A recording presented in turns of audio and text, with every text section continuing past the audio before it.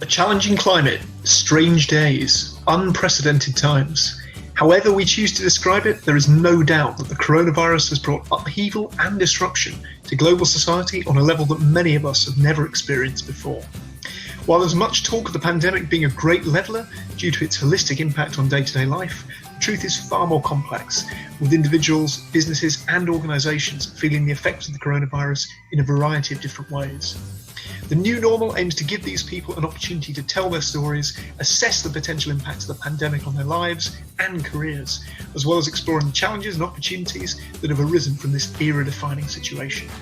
Each week, myself, Chris Webb and Helen Armitage from the Careers and Employability Service at Sheffield Hallam University will be joined by a different guest from the world of industry, educational careers, with opportunities for listeners to put their questions forward in advance of the podcast. Thanks for tuning in and joining us as we explore what the new normal means for all of us on a local, national and global scale.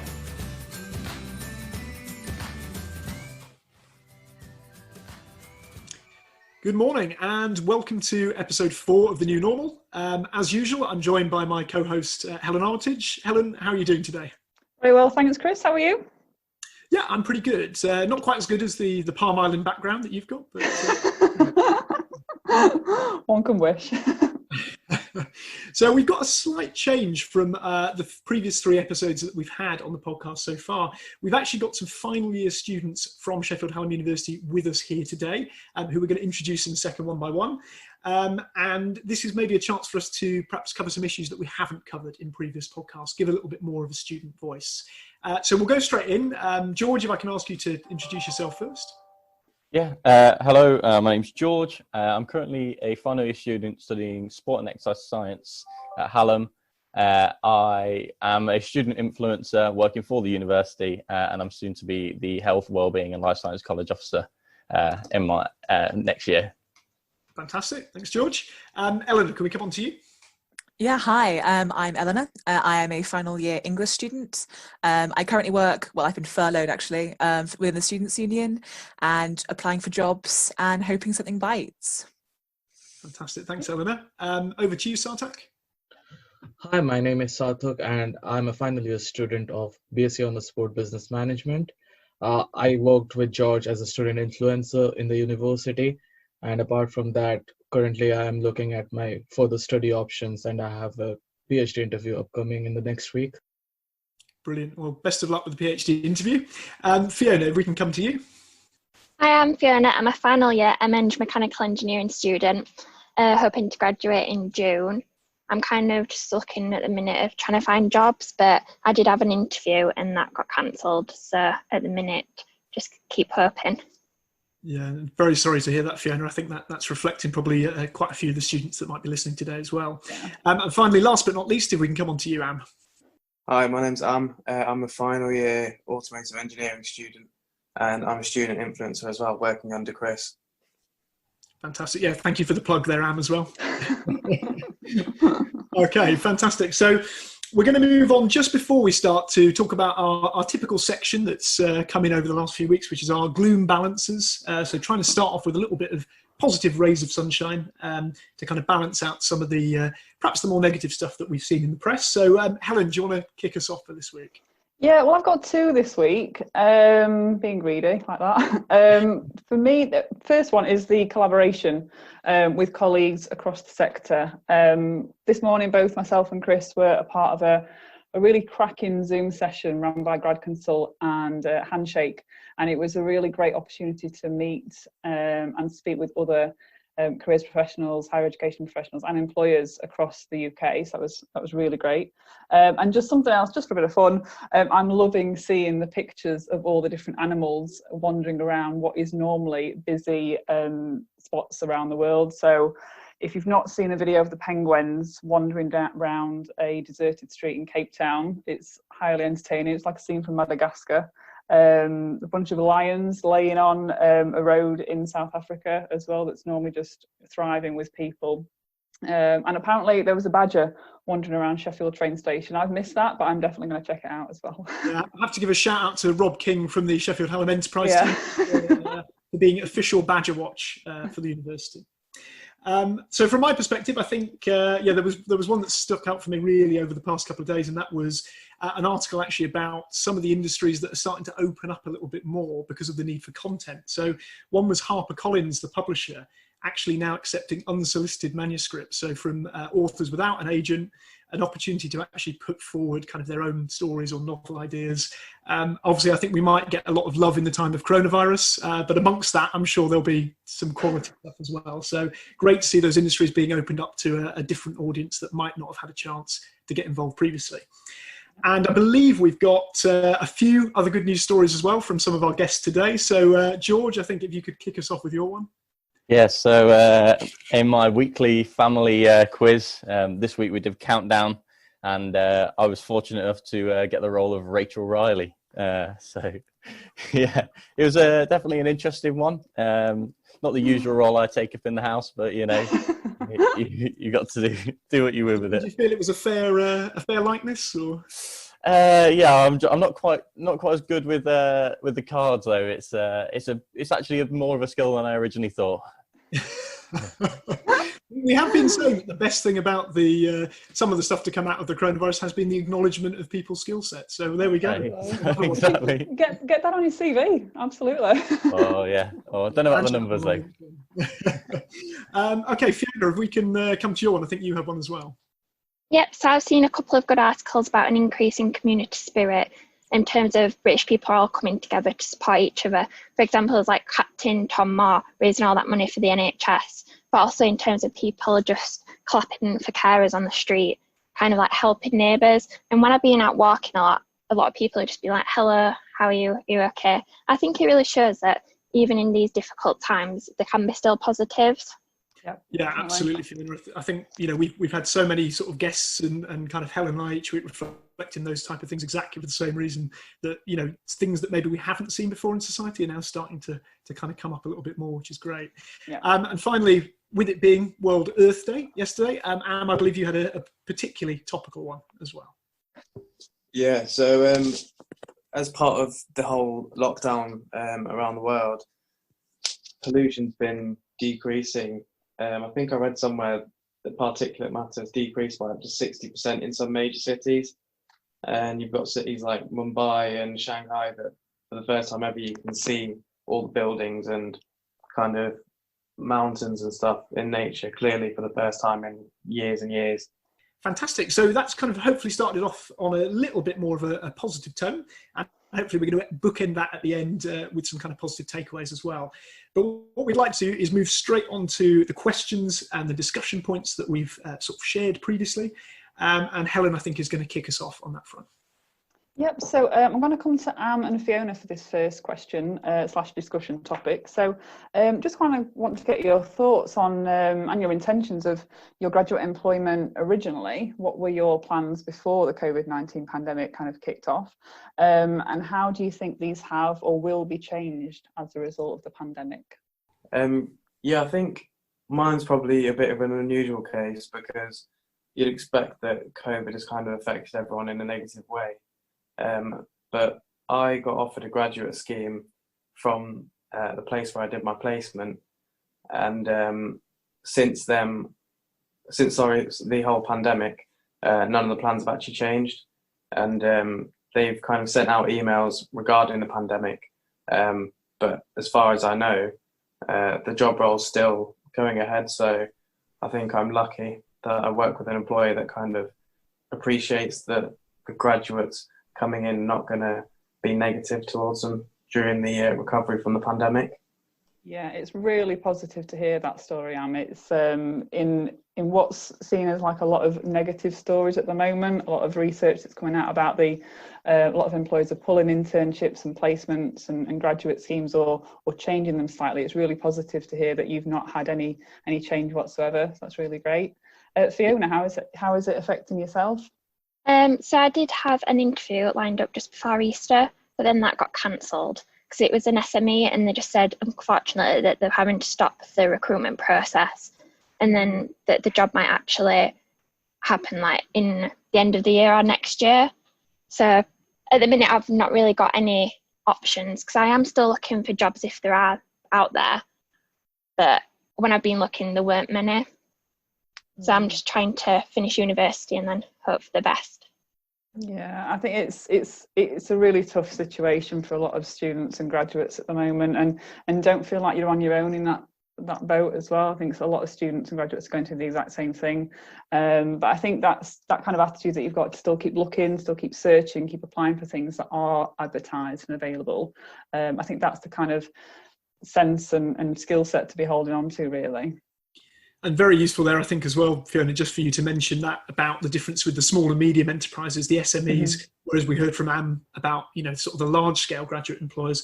And we know for a fact that there will be a bit of a difference as things stand at the moment, but that might change over the coming months depending on what happens with the economy. So I think one of the things that the Careers Service would always feedback is keeping on top of those sort of industry developments can be really useful from that point of view to see where you're coming from. And I know that that's something that all of you do already.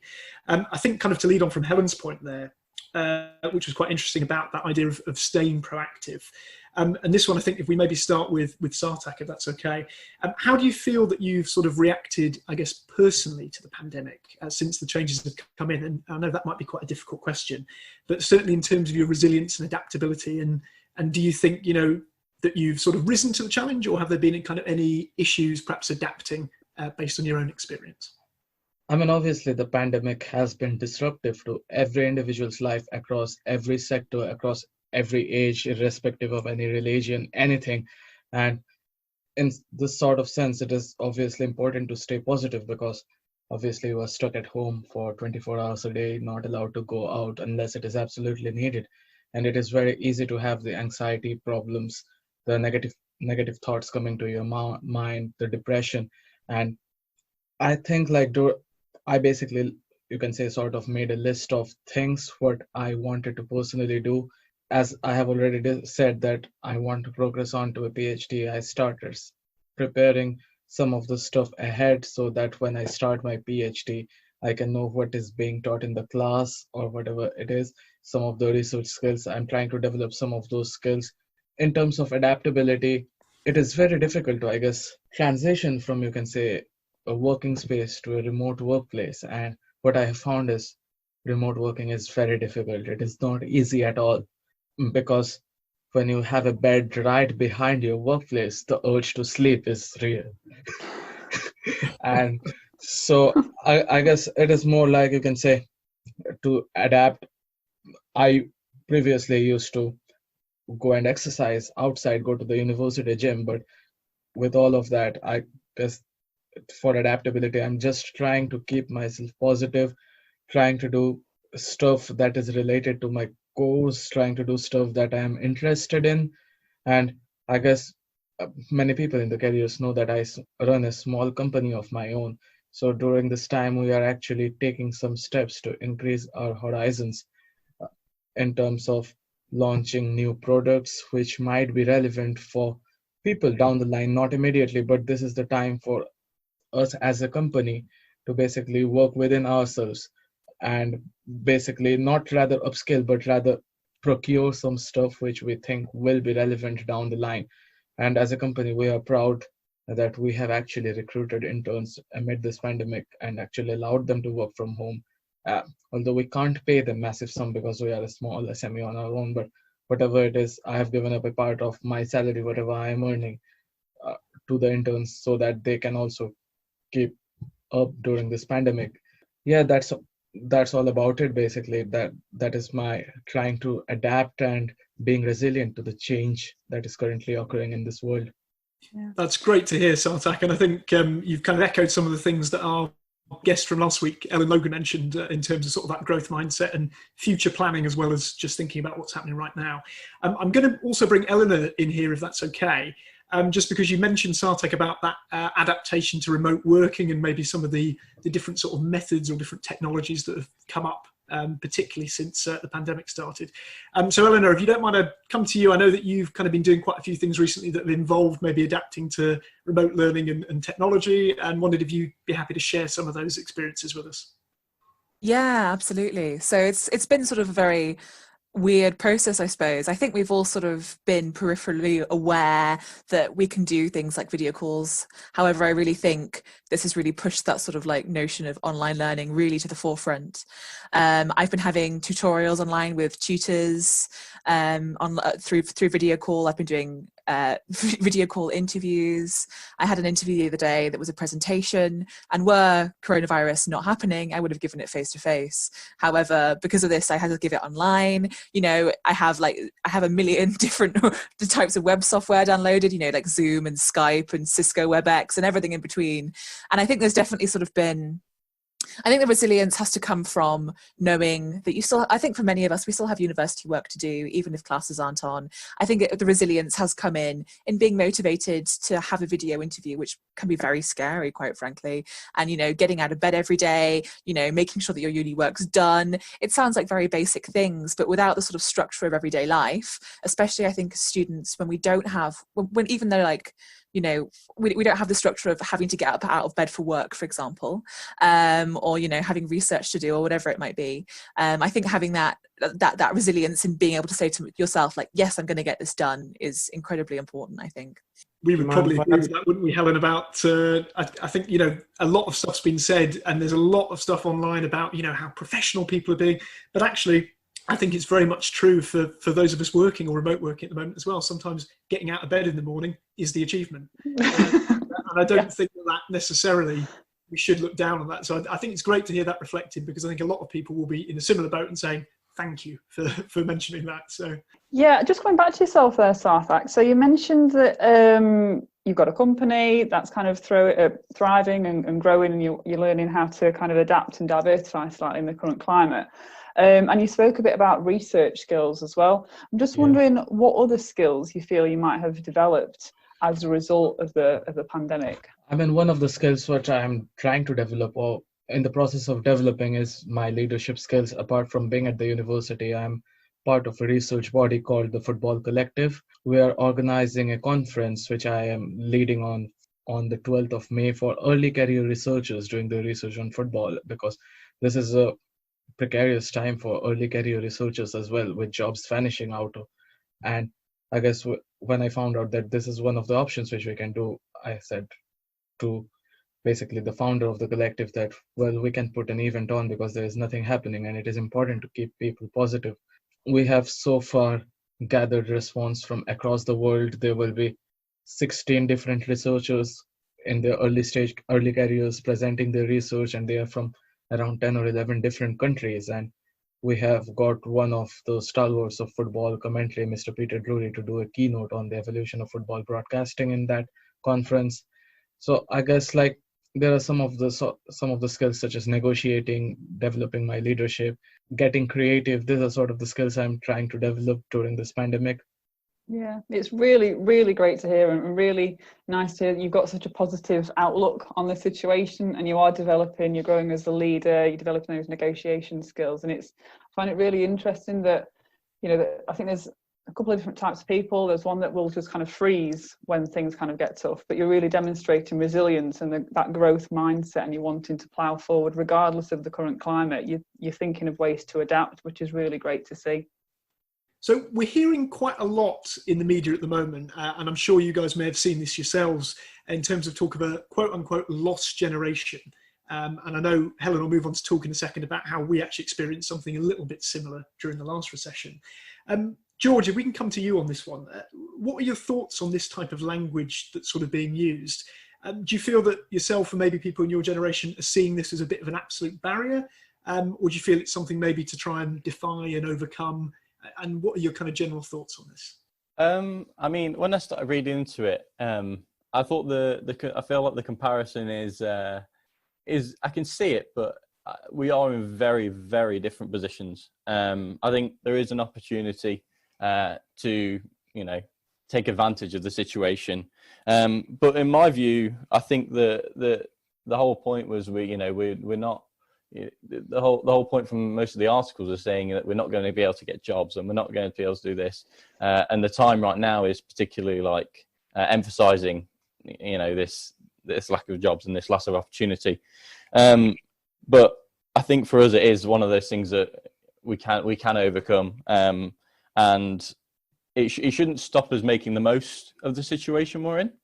I think that there's still a lot of opportunity, and a lot of, for instance, with the part-time jobs and with the volunteering, I think there's so much stuff we can be doing to upskill ourselves and to gain more experience on our CV.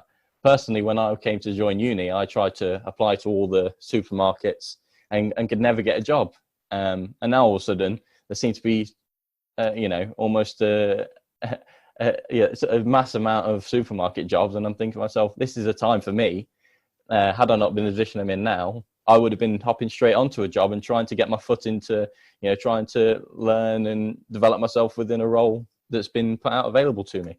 To add to that, a lot of allied health courses require this caring and experience within care roles and all that kind of stuff. I think this is the perfect opportunity for people wanting to do allied health as postgrad or going into it as into their undergrad. I think this is a perfect opportunity to go into care homes, go into care places of care, to really develop this and take advantage of this opportunity when there's a need and an abundance of these roles available.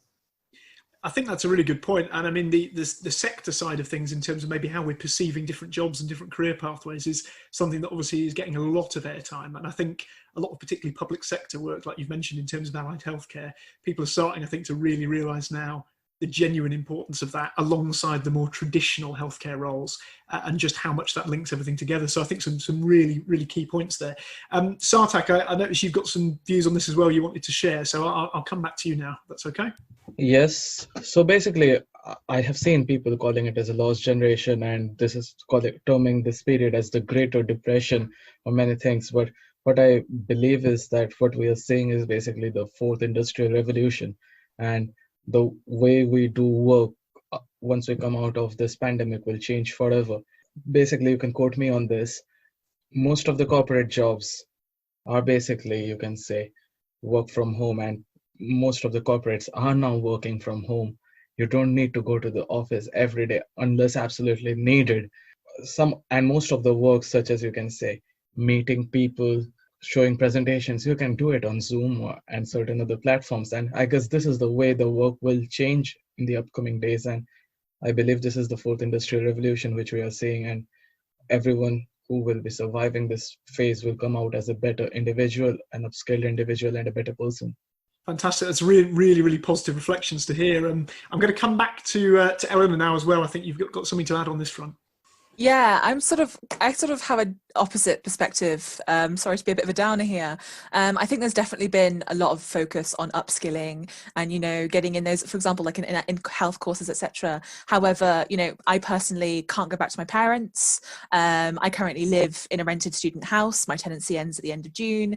And, as part of graduate roles, I think there was sort of an expectation that you might have to relocate. And I'm very happy to relocate. However, I have to sign myself up for a new tenancy come June, and so then I'm potentially tied down to Sheffield for the next year, and I will potentially have to work in a supermarket for the next year. And I think it's definitely important to keep try and keep positive if at all possible, but I think there is sort of like a psychological element that is not necessarily being acknowledged here. If I have to work in a supermarket, then so be it, I'll go work in a supermarket, that's fine.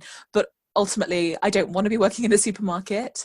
And, I think it's very easy for people to say, oh, go upskill. But I think that sort of negates the level of anxiety that we have collectively right now, and the level of collective trauma that we as human beings, not just the class of 2020, are all experiencing. So I think there needs to be more pragmatism, essentially. No, I think that's really useful reflection, Eleanor, because, one of the ideas of why we did the podcast in the first place was to kind of have that little bit of balance around the pragmatism that you've mentioned, and I guess the positivity and the proactiveness. So, but I think you're absolutely right. And if Fiona doesn't mind, I'm just going to bring her in on this bit as well, as we were having a conversation earlier about that idea of sort of well-being and anxiety. And Fiona, I was hoping you might just be able to share your perspective on that as well, if that's okay.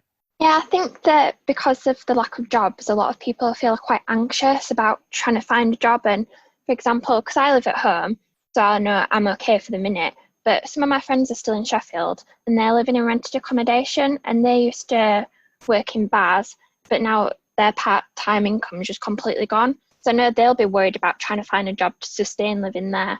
But I think as well, anxiety is probably a main aspect that a lot of people probably encounter during this period, because, well, we are indoors and you can't really go out much, but as well, trying to think, what are you going to do after university? Will there be options? So in terms of, I'm hoping there'll be more jobs for volunteering, sort of doing stuff like that, trying to upskill your skills. And also, like, I don't mind if I have to work in a supermarket, because I feel like you can get all these skills that hopefully in the long run will help you when you are trying to find that graduate job. I think you're absolutely right there, Fiona. And what's interesting is when we've been kind of speaking to employers is that a lot of that's kind of come back, that actually there is an awful lot of understanding about what people in your situation are going through, but also this understanding that actually, you know, people doing anything during this period is a positive thing. This isn't people working from home because they want to change. You know, this is people in a pandemic who are having to learn to work from home. And the same with you guys, you know, you're not choosing to take on an online course, you know, you're having to learn remotely. So I think whatever you choose to do, a bit like George and Sartak have mentioned, there's going to be positive elements to it. But I think, as Eleanor has and yourself have rightly said, you know, we have to be pragmatic, and we have to think there are going to be accommodation issues. There are going to be issues around mental health, anxiety, well-being, and not to underplay those. So I think those are such strong, really, really important points for us to share with any listeners. Yeah, massive. I would massively agree with that. Definitely, it's a worry, but we're all into this together. That's what I would say. Everyone's in the same kind of situation at the moment, and we are trying to get through it. Leading on to the next discussion topic, I just want to bring back Eleanor for this one. As we said, Chris and I both graduated in 2008, 2009 during the last economic crisis, which was kind of labelled as the worst time in recent history to graduate. So that was a nice label to have there. Probably changed at the moment though, like what George has said, things are slightly different. And I certainly remember seeing a lot in the media, like I said, that we were kind of given this label as you're screwed, basically. There's no jobs there, there's no sector to go into. I just kind of wanted to know how you're kind of finding that media coverage at the moment of kind of that lost generation, that the economy is on a massive, you know, greater depression than ever seen in anyone's kind of lifetime. How do you feel about that information being provided? Do you see it as a bit of a help or a bit of a hindrance as a final year student looking to enter the job market? It's definitely, I think, a mix of both a help and a hindrance at the same time. And I think it sort of ties back into what I said about pragmatism. I feel as though a lot of the information that we are being given as class of 2020 is not necessarily pragmatic. It doesn't necessarily talk to the reality that we're currently experiencing. You know, there seems to be messaging that seems to be saying this is going to be fine. You know, this will all blow over in 12 to 18 months. And you know, okay, it's going to be a rough 12 to 18 months, but then afterwards everything will be fine.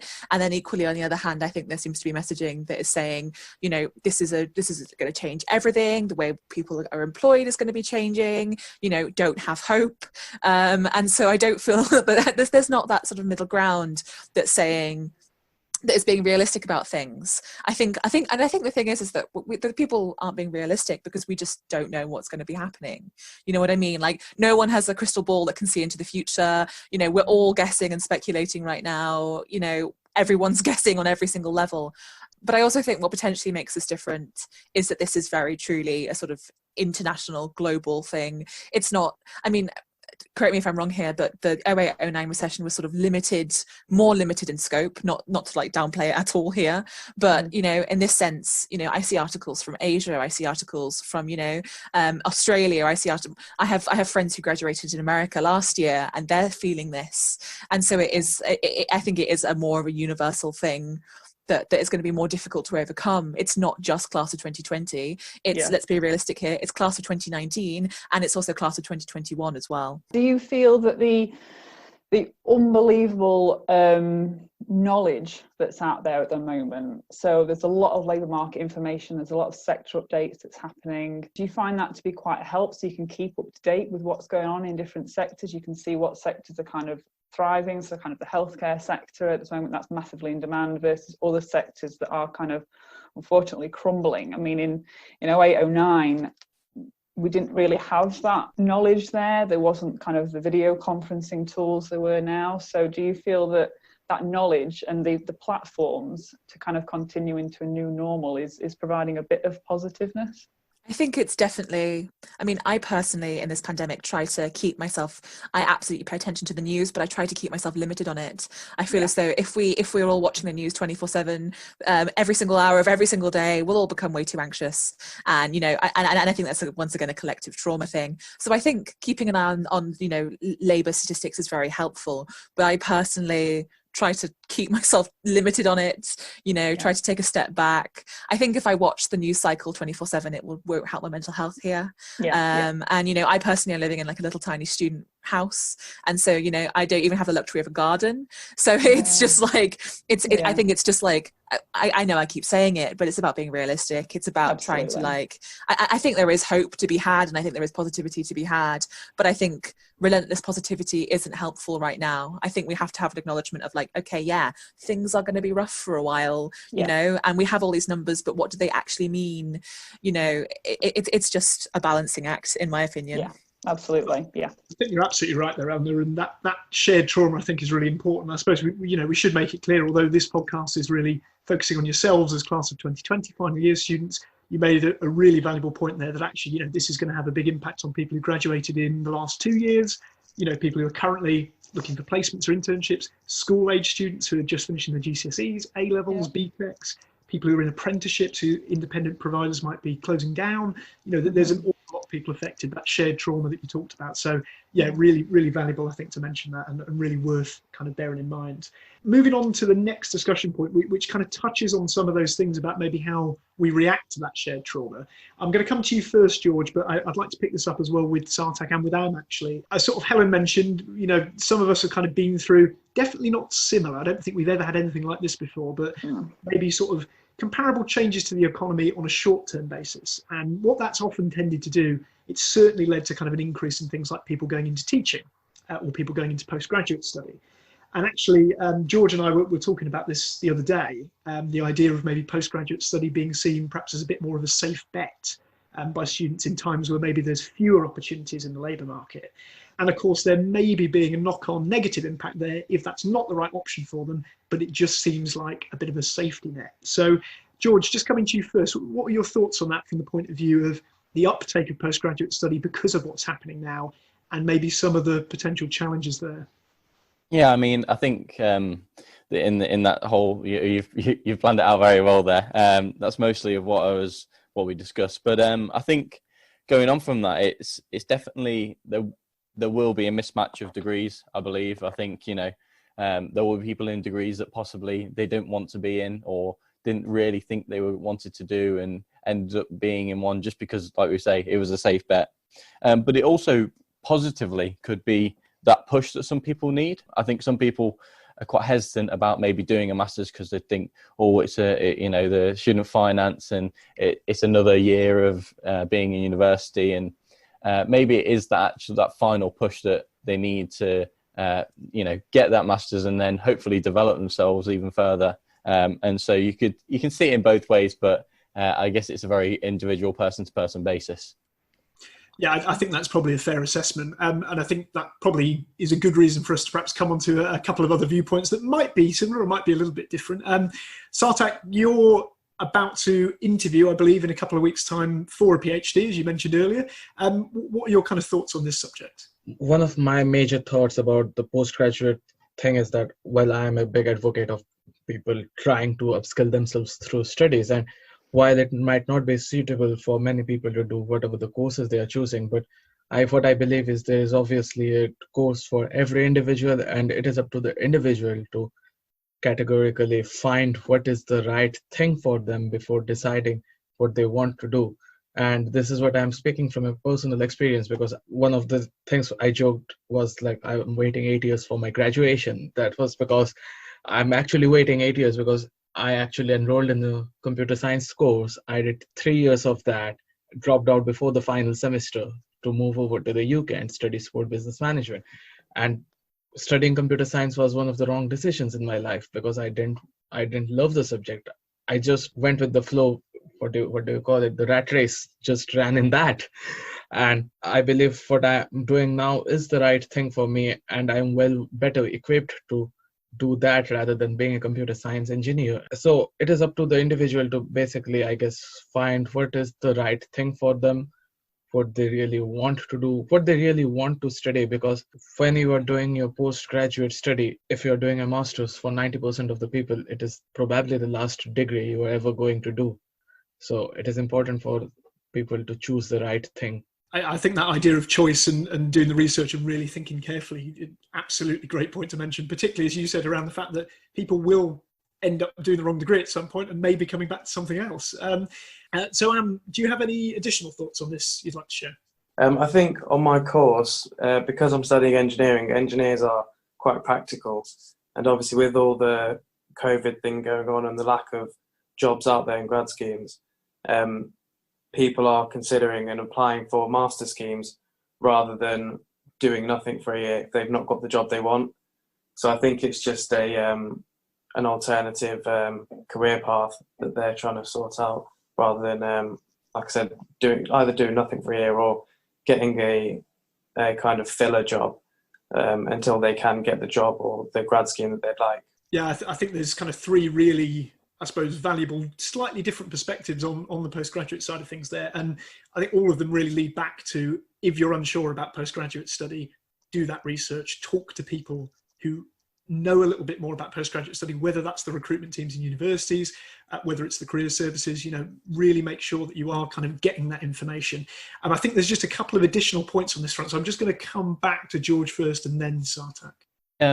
So basically, I've got a lot of friends that are currently going for master's courses, and they seem to have said to me that they find it's become more competitive. They said that they've been rejected from a lot of their courses, and now in this situation, they are beginning to panic. So I think that people are going for it for a safe bet and applying for them, and then not able to get them, and then now all of a sudden, as the applications are being rejected, they really are starting to, panic and not know what to do if all of them eventually come rejected. And this is where I think a big problem could lie, is that once people have maybe gone for the masters, is they don't know what to do. Maybe once they don't get any of the courses they want. I would just jump in there and just say that, studying at postgraduate level, it's not an impulse purchase in my eyes. It's not like buying chewing gum at the checkout. It does need that intensive research beforehand, because it's a tough course to do. You're going up to level 7 standard, so it makes me really nervous to hear that people are doing it for a safe bet, because I think it's not going to be safe. You're going to be doing something, but it's not something to just do because there's nothing else to do, I think. And as well, you only get one lot of postgraduate funding. Once it's gone, it's gone. And you can't tap into it again unless you fund it yourself or you get an employer to sponsor you. So I think if you're not getting through to postgraduate study, don't treat it as a failure. People have gone through a tough economic climate and they've come out absolutely fine. And as well, it might be a sign for individuals. It might be the case that it's not right for them at that time. So I think if that is the case and they're not getting on to these postgraduate courses, just think, well, it wasn't right for me at this time. I can do something else. I can develop my skills. I can maybe shift those goalposts and go into something else. And then, you might end up finding yourself on a postgraduate course way down the line in an entirely different sector than what you first set out to do. And, you've still got the opportunity to get a higher level course in the sector you actually want to progress into, rather than doing it earlier on and not actually progressing in that sector.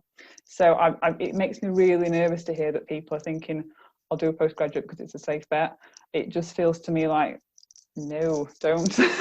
Definitely not. I think to come back to George's point there at the beginning about that idea, and you said it as well, and the idea of a sign, sometimes it can be the push, as George mentioned, that people need. In other cases, it can be the sign that it's not the right thing. So yeah. I think those kind of key reflections from everyone there is, got to research, got to understand it. As Sartak mentioned earlier, if once you've tried something in terms of an undergraduate level, you tend to have a better idea of what you're interested in. And then in theory, that next stage, hopefully, should be a little bit easier for you to sort of wrap your head around. Sartak, I think you just have one final point on this before we move on. Yeah, one of the main things what I will say to most of the students who are coming out of class of 2020 and are potentially looking at postgraduate options is speak to your teachers. in your course because they know you better than you know yourself, because they have seen you from a different angle. Well, obviously as an individual it is a habit that we believe whatever we are doing is right, but getting a second opinion on something isn't a bad thing to do. So when I set out to basically wanted to do my PhD, I did my research on my PhD over the last 2 years. So apart from my studies, the last 2 years of my undergraduate was spent entirely on what research do I want to do at my PhD level. And that led to publications, publishing a chapter in a book, publishing a journal article, publishing other journals, publishing a journal in Russia, and presenting in different conferences. And basically, if you speak to your teachers who know what you are good at, what do you want to do, and sometimes what you think that, well, I'm good at this, I might be able to do this thing. And when you go into a postgraduate course, you're like, well, I was completely wrong because I'm not absolutely good at this. The funniest thing is when I started my course, all I wanted to do was having a job as a manager at Chelsea because and when I'm basically like finishing, what I figured out is like, well, I am better in academia than I am in the real world because this is what I love to do. This is what I want to spend my time doing research, learning different problems and solving them. And this is where I find my peace basically. So at the end of the day, I would say the students is like, well, speak to your academic advisors, speak to other people who have gone on to do similar courses, and basically take the right decision. We should point out for any academics listening that academia is officially the real world, just in case there's any disputes on the line or any problems in the comment thread. But I think some really great reflections from everybody there. I think particularly around, sourcing that information from different places, talking to the careers service, thinking about, where that course might lead, or as Helen mentioned, could it be something you could do further down the line? Helen and I are obviously a little bit biased about this as we did our postgraduate courses towards the end of our 20s or start of our 30s rather than sort of earlier on in our academic careers. But I think some really useful points as well from George about, it might be the push you needed if you were genuinely passionate about it to actually take that leap. But equally, as you said, Sartak and Ams mentioned as well, really reaching out and making sure you find out information first to see if it's the right thing for you. Skills, your interest, and your personality really, and your future goals, rather than just being, as Helen said, a safe bet for that point in time. Yeah. Okay, so that leads nicely on to the final discussion topic or question that we've got, which is quite nice to end on a positive note. So George, I'm going to come to yourself to answer this one. So what positive changes would you like to see in relation to both the way that universities and wider society operates following the COVID-19 pandemic? One of my main things I want from here, from this, is for academics to possibly improve their IT skills. I think we have this thing on a lot of job applications of what good IT skills are, and when you're being taught by academics that possibly don't have IT skills that are as good as your own, you really don't know what the precedent is, and you think to yourself, we obviously know that the academics have a lot of knowledge within their field, but when they're not able to get a PowerPoint up or not able to run certain software, and I think within this time, it's very evident to which ones do and which ones don't know. And hopefully this has allowed maybe the university to reflect on this and the academics to know to improve their skills and hopefully up the standard within university teaching. Obviously, you could talk about the recording of lectures and the importance of that now. I think that's definitely emphasised. Yeah, I think of academics, I've pointed the finger at academics there, but also, students as well. I think students, like I say, the good IT skills, what are they, and what IT skills are actually needed for all students, really. I see it as, so important, and I think a lot of students maybe don't even know how to use an Excel sheet or something like that, and it drives me insane because I think to myself, these are so vital for as soon as you leave the university world. Yeah, absolutely. Yeah, I would just say that I think this whole pandemic has really been the shift that a lot of people needed in terms of developing their skill set. And I think we've been kind of forced to do it. A lot of people, they've kind of put off learning about digital skills and developing their IT skills for whatever reason. But because this pandemic has forced everyone's hand to develop those skills, I don't think people will have a reason not to have these skills in the future. So yeah, I think that's definitely something to bear in mind. Eleanor, did you want to say something as well? Yeah, absolutely. I just wanted to add that I think what really needs to, what was number one is the YouTube autoplay is the bane of my life when it comes to lectures. You know, I would just like to put that out there. If anyone's from YouTube's listening, please help me out here. But you know, I think the second point that I want to make here is I think the universities at large and institutions at large, but more universities need to realize that not everyone has an access to a personal laptop with a webcam. Not everyone has access to, headsets with microphones on. I know that when I was working as a receptionist at the Students' Union, in the few days leading up to the announcement of the lockdown and the closure of the university, I had students coming up to me panicking, asking how they're going to do uni work because they rent laptops from the university on a week-by-week basis from the library. And obviously with the lockdown, they felt that, were they going to be charged for borrowing the laptop?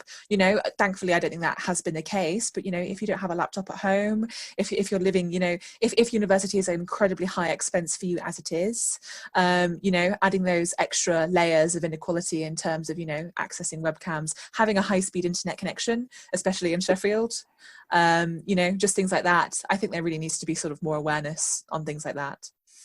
Yeah, I think that's absolutely right to call that sort of stuff out. And I think, one thing that we're sort of realizing very, very quickly as professionals, and I think Helen will probably agree with me on this, is, that need to actually practice what we preach sometimes. We're very quick.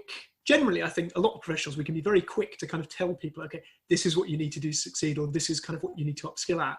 But actually, as Helen's mentioned and George mentioned as well, it's encouraged a bit of introspection to make us actually think, well, how am I doing with that? Am I doing well with that? And are we doing well as an institution or as a sector or as a society in terms of how we provide that for other people? So I think it's a great point, certainly about the inequalities that have been exacerbated by things like remote working, remote learning, and also the fact that, collaboratively, it's a great chance to look at ourselves and say, yeah, we all need to do better. How can we do better? And work out sort of where that process begins and what we need to do on that journey. I'd like to just bring in maybe a couple of other people as well. So Fiona and Sartak, just to see if you've got any additional positive things that you'd like to see come out of the current pandemic. Yes, so basically out of the current pandemic, what I would like to see is basically a more cross-learning among the various academic departments and basically integrating employability as a core part of the department, because what I have seen while working as influencer is that in some departments, employability has been included as a necessary part of learning, while in some departments it hasn't been. And as a university, I guess it is the entire collective responsibility of all the authorities in the university to make sure people who are coming as students by paying $9 grand a year, it doesn't matter, it is coming from student loans, but at the end of the day, they still have to pay it back, most probably. They have, and given we basically study for not more than 6 months a year, I guess the university has to take more responsibility about thinking ways regarding how to include stuff like employability in the curriculum, how to include stuff like the skills center, which already exists in the university within the curriculum, because that is a very good learning platform, how to make people more entrepreneurial, because once you have that creative mindset, I'm not saying innovative mindset, nothing in the world is original, everything, someone has already invented everything and we are just basically adapting and changing it. So the university has the task of making everyone entrepreneurial, thinking in a creative way. I think we will have more employable graduates coming out every year. I think that's definitely something to pick up in another episode. We're going to have the Sheffield Hallam Enterprise team on at some point. I think they'll be really keen to address some of those things you've said, things that I know they feel just as passionate as you do about. So really, really worth mentioning there. Finally, just to come on to yourself, Fiona, anything else in terms of positive things you'd like to see come out of the current situation, if we can take any of those things from it? Yeah, in definitely terms of university, I'd like to see more online content and, like George said, recording of lectures. Because in second year, one of my tutors recorded all her tutorials. And that meant when I was revising for exams, it was really helpful. And anything I missed, I could easily catch up on. I think as well, I've seen on social media, a lot of people with disabilities have said that sometimes they weren't able to go to university. And that meant they felt that they were kind of at a disadvantage because they've missed all these sessions. And sometimes university weren't putting online content on. I think hopefully it'll be a positive change to be like, yeah, these things can happen, but the content is online and you can catch up, and then it can help for the future. I think in terms of like wider society, I do hope that there'll be more flexibility in working. So working from home, because a lot of companies I've seen have been like, people have said, oh, you can't work from home, you have to come in the office. But now this pandemic has shown, yeah, people can work from home. Might be slightly different, but at the end of the day, people can still do the work. So I kind of hope that will still happen in the future. Yeah, I think there's been a real burst bubble, hasn't there? The idea that can't work from home and flexible working, definitely. George, finally, just come back to you for final rebuttal on this point before we move on. Yeah, almost to conflict against my own point. I think that as much as obviously, as Ellen has emphasised about, you know, people not being able to use computers and all this kind of stuff, I think that it almost as being on the internet and making sure everything is online, everything's recorded. But I think that it also emphasises the importance of the people within university. I think that the interaction, and linking to Sartek's point, you know, the people with employability, it's much nicer to go and see them and speak to them and really talk it out. And I think that really it has emphasised the importance of people and the interactions that we have with people at the university, and that everything shouldn't become online, because actually this interaction and this conversation we've had with people, I think is just more emphasised now that we're all at home and unable to have these interactions now. Yeah, and I totally agree with that. And I think, you know, we've heard a lot of colleagues talking about really craving that physical one-to-one interaction with people again, because for them it was sometimes the best part of their day, you know, sitting in front of a computer, but then to have that time to go away and deliver, you know, a physical discussion group or a workshop or a one-to-one appointment, as you said, really having that kind of in-depth conversation free from a screen, you know, for half an hour is yeah, I think bigger than maybe any of us realise. So I think, yeah, there'll certainly be a demand for that, you know, hopefully when restrictions have lifted. Yeah, so really just to kind of wrap this up, we kind of like to bookend our podcast with positives at the start with our gloom busters, and then have some positives at the end to kind of leave on a sunshine note. So I just wanted to kind of get your thoughts on if you had any advice for the final year students in terms of adapting to changes brought on by COVID-19. These could be tips on how to like stay employable, take care of your own mental health and well-being, where to go for information, and simply just positive reassurance really for other people. Yeah, absolutely. I think this might not be reassuring, but I find it reassuring personally. I think what has helped me the most is acknowledgement that this is not in fact normal. This is a new normal, don't get me wrong, but you know, I don't think we should be pretending that getting up at 8 a.m. every single morning and, you know, like getting into work clothes. Sometimes, of course, I think we need that, but I think there is I think we need a larger acknowledgement that, like, you know, this is a weird situation for all of us. You don't have to pretend that everything's fine. You know, this is a very scary, unknown situation for everybody, but especially for us, I think right now, very selfishly. And I think you are allowed to acknowledge that you are anxious and that you're upset and that it's scary and that it's new, and that you don't have to push everything to the side and pretend that everything's absolutely fine, even though it's very much not.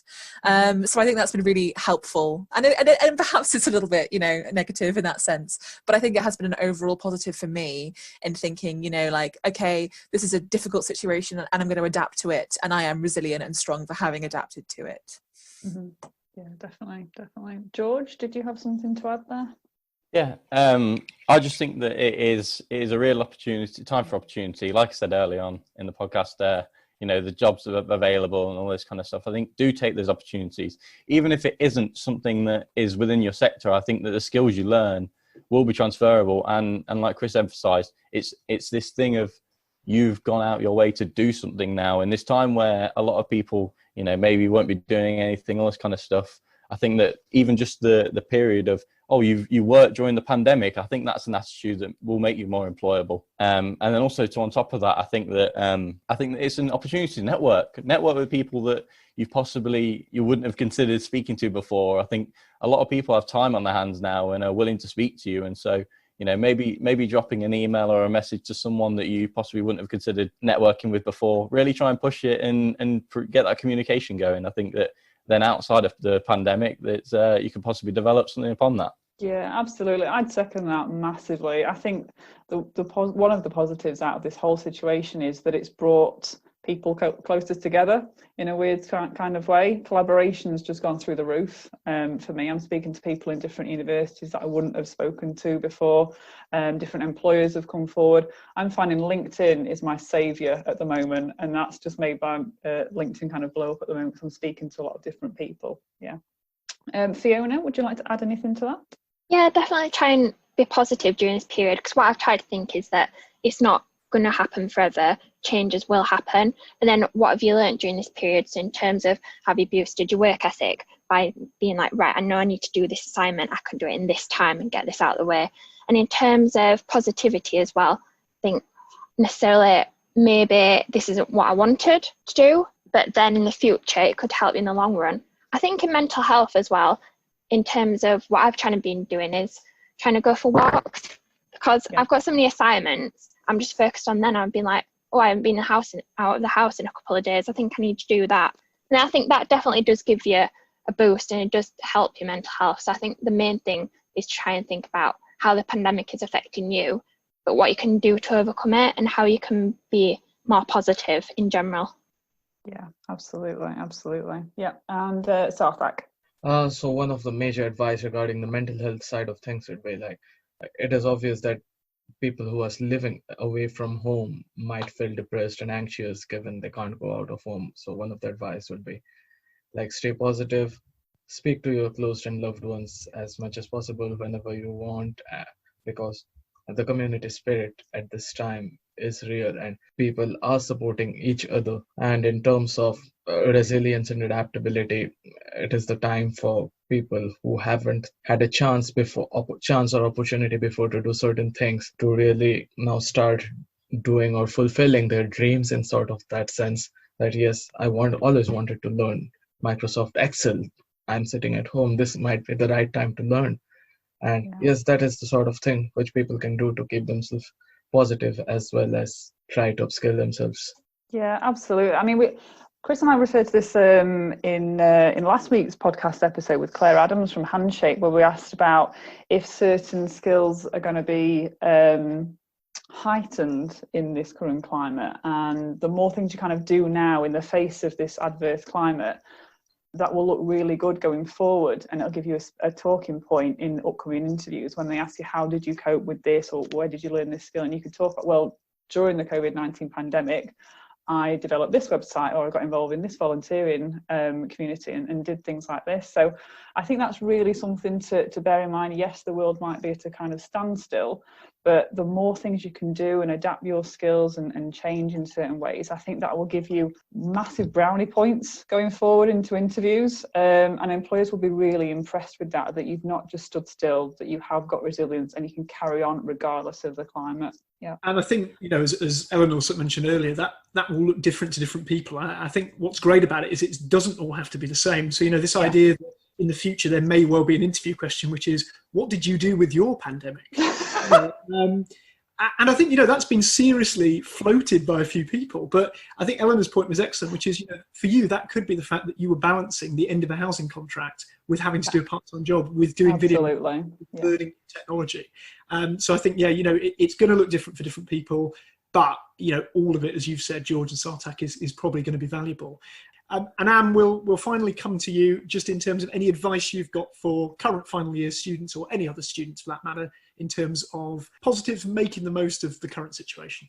Yeah, I'd say my main advice for not only surviving the pandemic but thriving in it is keeping to a routine. I think it's something so simple that people kind of overlook, but when you're at uni or when you've got a job and stuff and you've got places to go and people to see, then you've got a routine, so your body's used to doing things. Whereas when you're in a pandemic, you kind of like, I remember the first kind of week of the pandemic, I was waking up whenever, sleeping whenever, eating whenever. And then I realized that mentally I was just getting nothing done. Whereas now I make sure I wake up by a certain time. I make sure I've got a plan of what I'm doing for that day. I make sure I eat at the same time.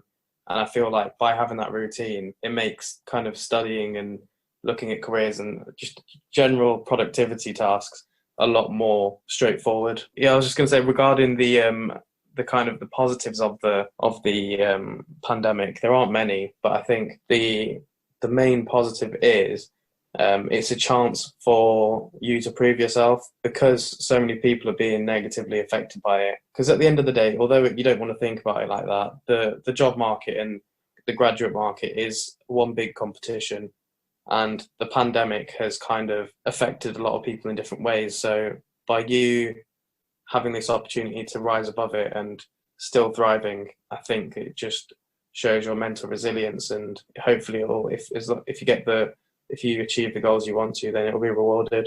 I think that's a really interesting way of looking at it, and I think it kind of leads on to one of the future episodes that we're looking at, not just that idea of sort of proving yourself as an individual, but actually this idea maybe of a global society of proving ourselves, how can we do things differently? And we've got an episode coming up in a few weeks about the UN Sustainable Development Goals with Carolyn Parry, which will be all about looking at, how as a society can we reframe what we're doing and perhaps make it a little bit more about improving the world rather than this competition element. But I think it's a really, really fair point to mention, Anne. So some great reflections there, some really, really valuable insights, either for final year students or any other students or any professionals that are listening. So thank you all for being on the podcast today. Some fantastic things that we've talked about, and I'm sure we're going to have lots of questions from listeners coming off the back of it. So best of luck with everything over the rest of the academic year, and we should point out for any other students who are listening to the podcast, please do get in touch with the Careers Service at Sheffield Hallam. All of the details can be found either on the Careers Connect website or through the Student Services pages on the Sheffield Hallam University website, or by emailing careers@shu.ac.uk. But thank you very much to all the final year students, all of you for being on today. And as we say, best of luck with everything else. Cheers. Thank you so much. Thank you. Thank you. If you've been interested in anything that we've talked about on today's podcast, do get in touch with us via the comment threads on the podcast link, wherever you're listening. We'll be tuning in again next week with a guest soon to be announced. And each week when we announce the guest, we'll be giving you a chance to put questions to the special guest in advance of the podcast. Thanks for tuning in and listening to us here on The New Normal.